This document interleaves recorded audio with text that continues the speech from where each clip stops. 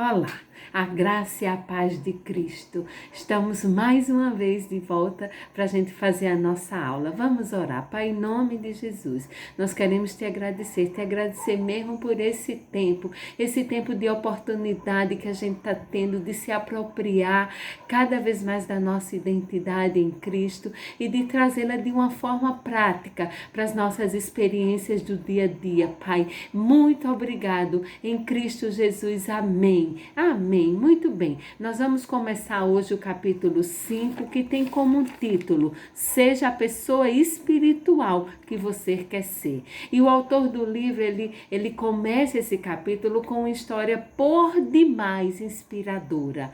A história é a seguinte: uma senhora cristã com um tremendo discernimento espiritual e uma sensibilidade à necessidade do outro, da necessidade quanto ao outro receber o amor de Deus, a fez acreditar que uma menininha sem esperança no calabouço de um asilo para lunático necessitava da atenção, necessitava dos cuidados e necessitava ser amada com o amor de Deus. Então essa maravilhosa senhora decidiu investir a sua hora de almoço na cela da pequena Anne, lendo para ela e orando para que Deus a livrasse da prisão do silêncio.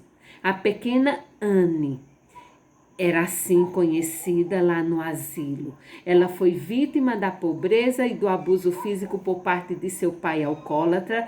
Aos 5 anos contraiu tracoma, que quase ficou cega. Com 7 anos, a sua mãe faleceu e aí o seu pai abandonou a ela e a seu irmão neste asilo.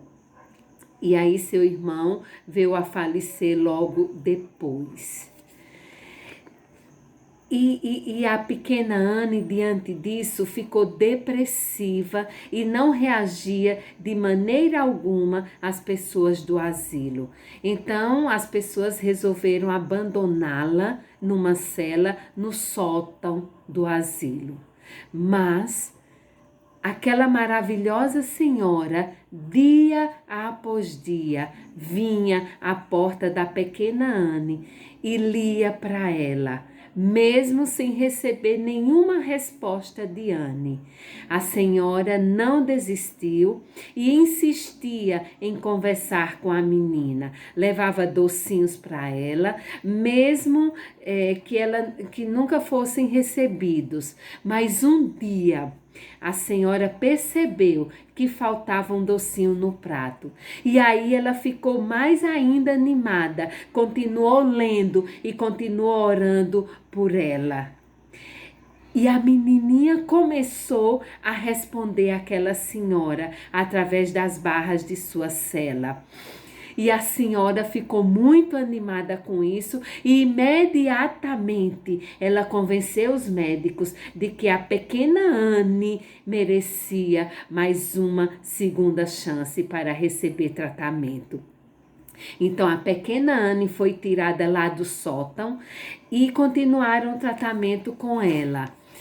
E 2 anos depois, a pequena Anne foi informada de que podia sair do asilo para desfrutar de uma vida normal. Mas ela não saiu. Ela estava tão grata pelo amor e pela atenção que ela havia recebido daquela tão dedicada senhora cristã, que decidiu ficar e amar a outros como ela havia sido amada. Assim, a pequena Anne permaneceu na instituição e trabalhou com outros pacientes que sofriam como ela havia sofrido,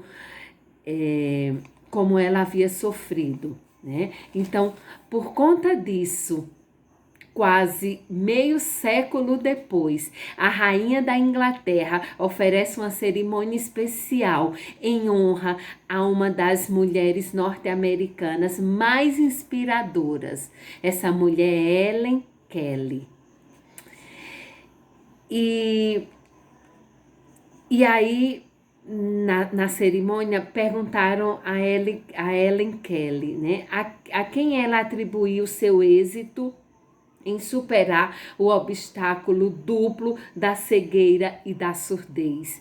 E Helen Keller vai responder dizendo assim: se não fosse por Anne Sullivan, eu não estaria hoje aqui. A senhorita Anne Sullivan era a nossa pequena Anne, que amou com fidelidade e acreditou numa menina cega, surda e incorrigível, tornando-se a incansável professora dessa menininha. Essa menininha era Helen Keller.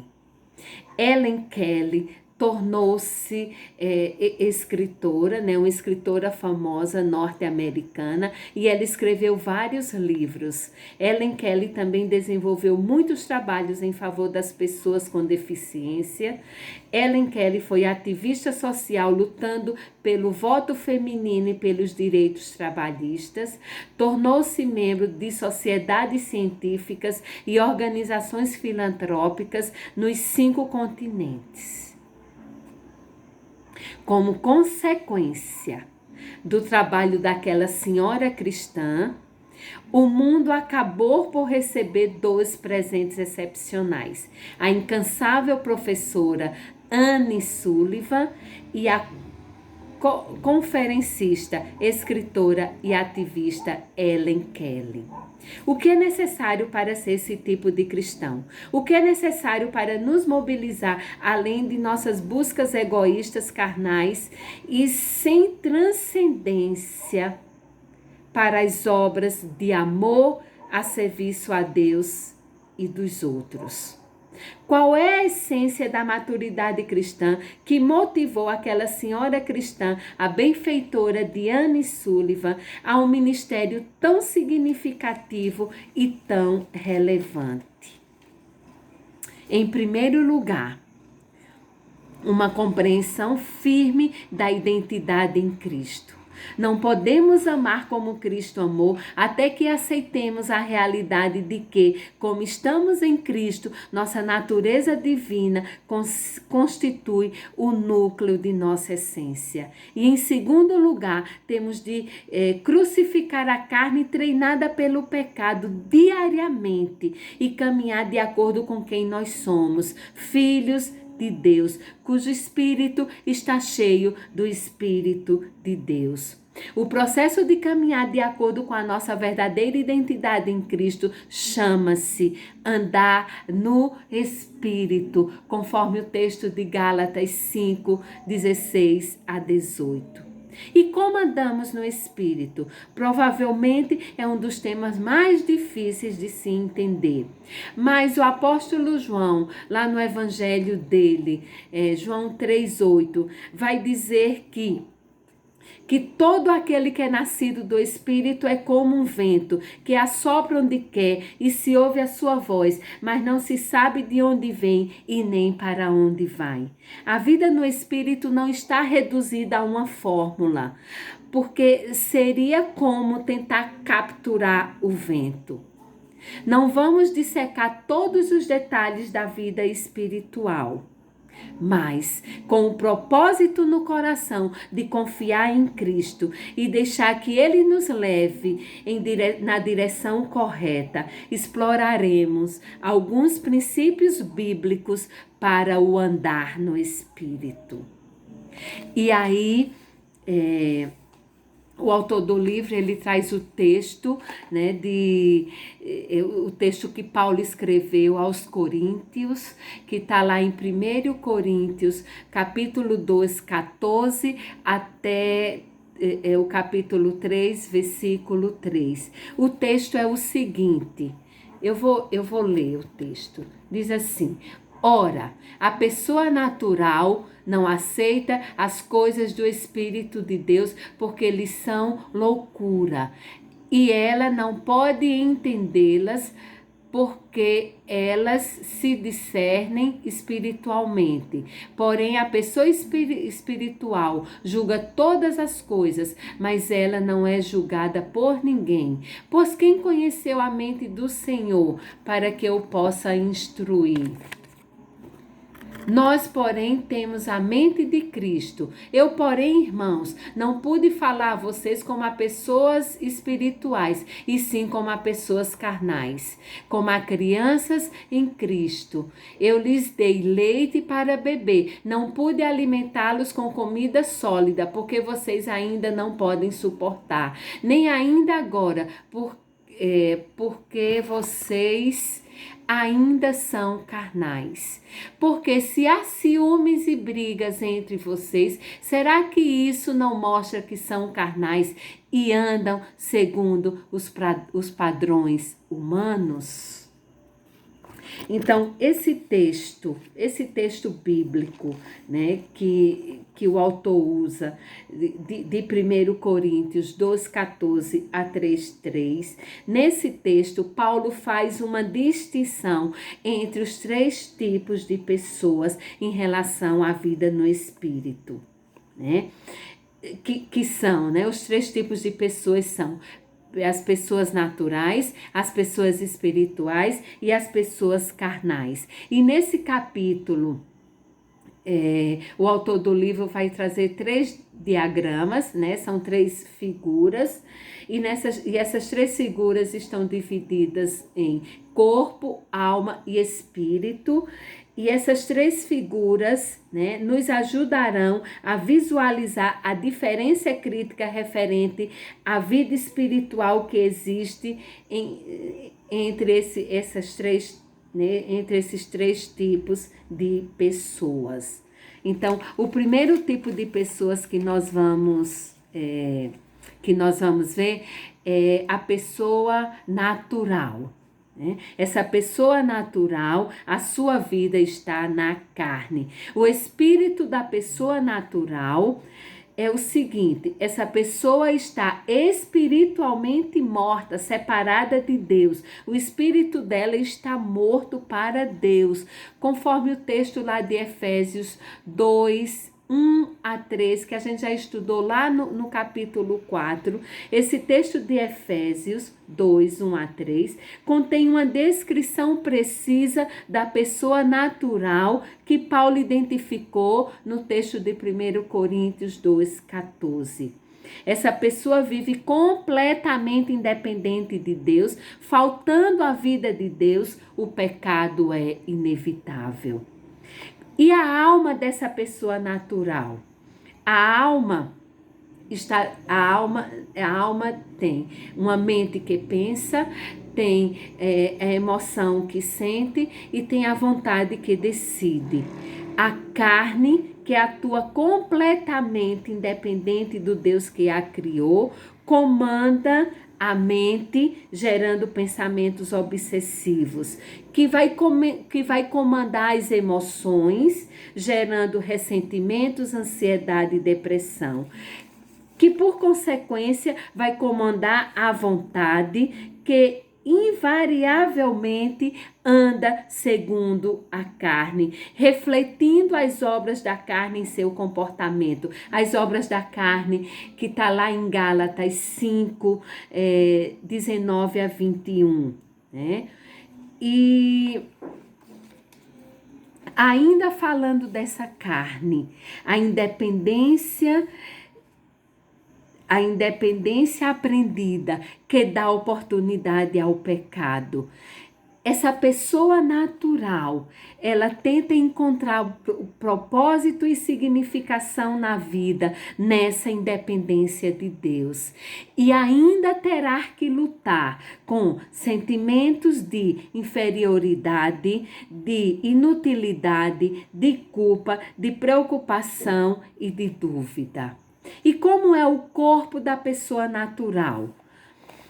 O corpo da pessoa natural, como ela vive independente de Deus e de seus propósitos, ela não responde à vida em harmonia com o plano de Deus para ela. Sem uma base para encarar a vida, sem uma base espiritual para encarar a vida ou para tomar decisões positivas, a pessoa natural pode ser vítima de tensões, de enxaquecas, de estômago nervoso, urticária, alergias, asma, tipos de artrite, palpitações cardíacas, problemas respiratórios. Os médicos concordam que a maioria dos problemas físicos são psicossomáticos. Ter paz e tranquilidade segura da presença de Deus em nossas vidas afeta de forma positiva a nossa saúde física. Muito bem, agora vamos ver o segundo tipo de pessoa que o texto lá que Paulo escreve aos Coríntios nos traz. A segunda pessoa é a pessoa espiritual. A vida dessa pessoa é no espírito. Então vamos ver como é o espírito dessa pessoa espiritual. Essa pessoa foi transformada, foi regenerada de maneira assombrosa do homem natural que era antes do seu nascimento, que era antes do nascimento espiritual. Na conversão, o seu espírito uniu-se ao Espírito de Deus. E como resultado dessa união, a vida espiritual está caracterizada pela salvação, pelo perdão dos pecados, pela aceitação na família de Deus, pelo valor próprio e pela segurança, que são os atributos gloriosos de Deus que se tornaram necessidades depois da queda, mas agora são restabelecidos em Cristo. E como é a alma da pessoa espiritual? A alma da pessoa espiritual também reflete uma mudança gerada pelo nascimento espiritual.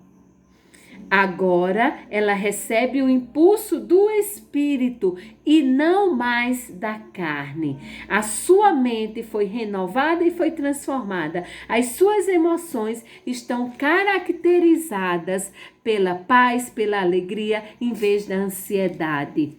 A pessoa espiritual está livre para decidir não andar segundo a carne, mas segundo o Espírito. Quando sua vontade decide viver segundo o Espírito, o fruto do Espírito de Gálatas 5, 22 e 23 é produzido na sua vida. E como é o corpo dessa pessoa espiritual? O corpo da pessoa espiritual também foi transformado. Agora é morada do Espírito Santo de Deus e é oferecido como sacrifício vivo em louvor e serviço a Deus. E a carne na pessoa espiritual? A carne treinada para viver independente de Deus sob o velho homem, sob o eu velho, continua presente na pessoa espiritual, mas a pessoa espiritual se considera morta para o pecado. Por isso, crucifica diariamente a carne e seus desejos de maneira responsável. E aí você pode dizer, tudo isso pode ser fantástico, mas eu sou um cristão e eu tenho problemas. Sei que estou espiritualmente vivo, mas minha mente algumas vezes tem pensamentos errados. Algumas vezes o meu comportamento se evidencia na lista errada das obras da carne, em vez do fruto do Espírito. E algumas vezes eu me distraio nos desejos nos desejos da carne, em vez de crucificá-la.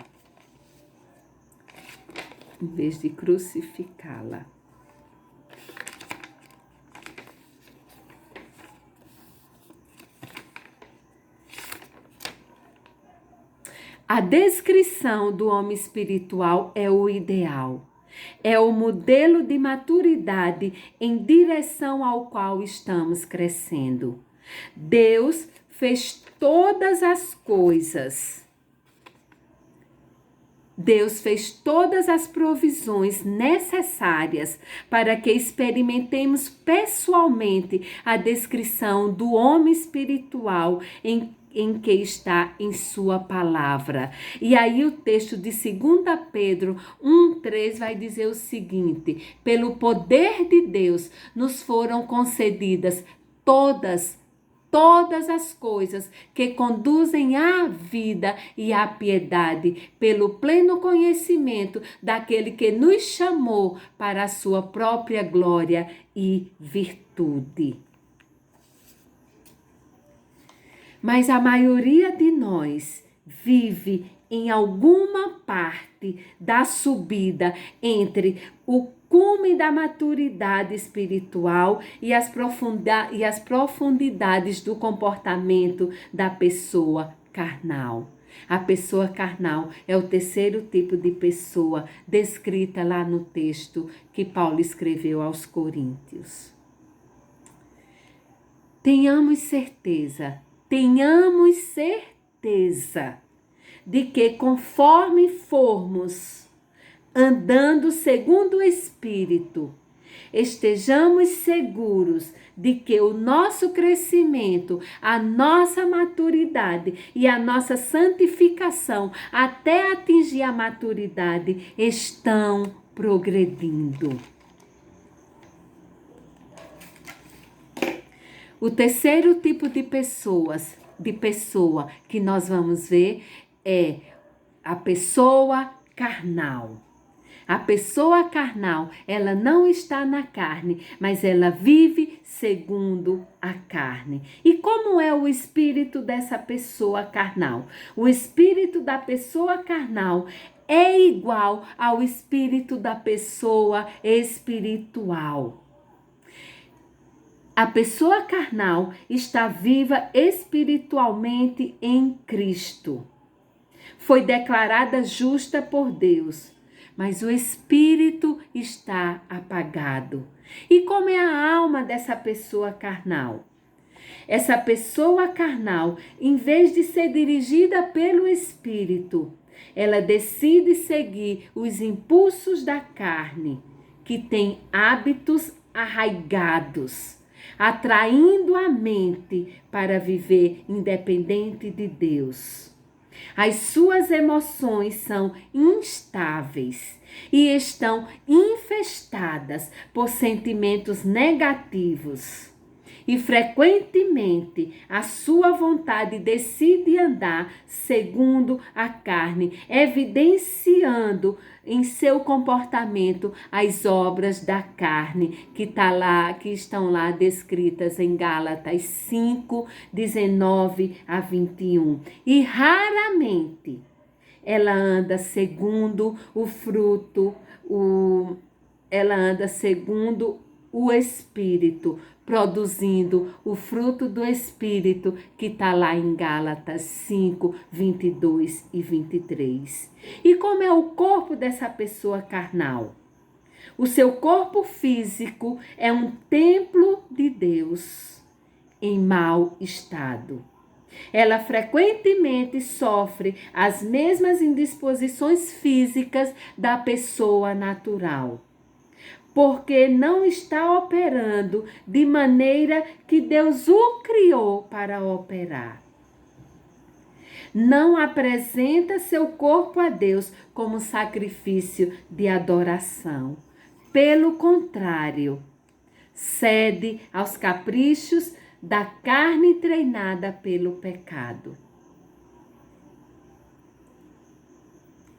Como a pessoa carnal se rende à carne, em vez de crucificá-la, a pessoa carnal também está sujeita a sentimentos de inferioridade, insegurança, inutilidade, culpa, preocupação e dúvida. E aí o autor do livro ele vai nos contar a sua experiência que ele fez para investigar, né, quantos cristãos ainda continuam sendo vítimas da carne. E ele faz a seguinte pergunta a 50 cristãos. A pergunta é a seguinte: quantas das seguintes características descrevem sua vida? As características são inferioridade, insegurança, inutilidade, culpa, preocupação e dúvida. Todas as 50 pessoas que ele fez essa pergunta responderam, todas as 6 Todas as 6 características descrevem a vida, né, daquelas 50 pessoas. E aí ele vai dizer, as 50 pessoas, elas são filhos de Deus, nascidas de novo, são justas, mas estão atadas à carne. Elas lutam, né, com os mesmos problemas e dúvidas que os incrédulos vivem na carne continuamente. E aí ele também faz esse confronto a nós, né, os seus leitores. Né? Ele nos confronta com a mesma pergunta, perguntando a nós agora. Quantas, né, dessas seguintes características nos descreve a nossa vida? Né? Inferioridade, insegurança, inutilidade, culpa, preocupação e dúvida. E aí ele vai, né, ele continua dizendo que, de acordo com a sua experiência em aconselhamento, ele imagina que a maioria de nós, né, vai confessar que pelo menos algumas dessas características nos descreve. E aí é evidente, ele continua dizendo, é evidente que um número considerável, né, de cristãos continua vivendo dessa forma, porque continua ainda sem se apropriar e sem aplicar a sua identidade espiritual em Cristo na sua vida cotidiana. E estamos lutando com o aspecto do comportamento em nosso crescimento. E porque ainda lutamos com o aspecto de fé em nosso crescimento. Porque nós não temos certeza de quem nós somos em Cristo. Você está paralisado em seu crescimento porque tem sentimento de inferioridade? A quem ou a que você é inferior? Você é filho de Deus e está sentado com Cristo nos lugares celestiais. Sente-se inseguro? Seu Deus nunca o deixará, nem nunca o abandonará. É inútil? Você pode tudo naquele que te fortalece. Sente-se culpado? Não há condenação para aqueles que estão em Cristo. Está preocupado? Deus ofereceu trocar a paz dele pela nossa ansiedade. Tem dúvidas? Deus lhes dá sabedoria se você lhe pedir. Por que há com frequência tanta disparidade entre os 2 tipos de cristãos, os espirituais e os carnais? Porque tantos crentes vivem muito mais abaixo do seu potencial em Cristo? Porque tão poucos desfrutam da vida produtiva e abundante que já herdamos? Parte da resposta tem a ver com o processo de crescimento e de maturidade, que é quando o crente individual apropria e aplica a sua identidade espiritual à experiência diária. Mas inúmeros cristãos nunca experimentaram vitórias significantes sobre o pecado e a carne. Vitória que já é a nossa herança em Cristo. Outra parte da resposta tem a ver com a ignorância, com a nossa ignorância em relação ao reino das trevas, que impede nosso progresso em direção à maturidade. Nós temos um inimigo vivo, ativo e pessoal, que é Satanás. Satanás procura ativamente impedir a nossa tentativa de crescer até a maturidade como filhos de Deus. Temos que estar cientes de como nos defender dele. E Paulo escreveu a respeito de Satanás lá para os Coríntios, dizendo o seguinte: não ignoramos os seus ardis. Talvez Paulo e os Coríntios não fossem ignorantes quanto a Satanás, mas muitos cristãos são. Nós vivemos como se Satanás e seu reino não existissem. A ingenuidade nessa área danifica a nossa liberdade em Cristo. E aí no capítulo 9, esse título, né? Esse papel ativo de Satanás, né? A opor-se à nossa maturidade, ele vai ser discutido com mais detalhes lá no capítulo 9. E aí a gente encerra a nossa aula por aqui. Vamos orar. Pai, em nome de Jesus, nós queremos te agradecer, Pai. E nós queremos clamar a ti, ó Pai. Nós queremos clamar para que nós possamos nos apropriar da nossa identidade e trazê-la para a nossa vida diária, aplicá-la na nossa vida diária, Pai. Nos orienta a isso, Pai. E que nós possamos desfrutar da vitória que já é nossa herança em Cristo Jesus. Amém.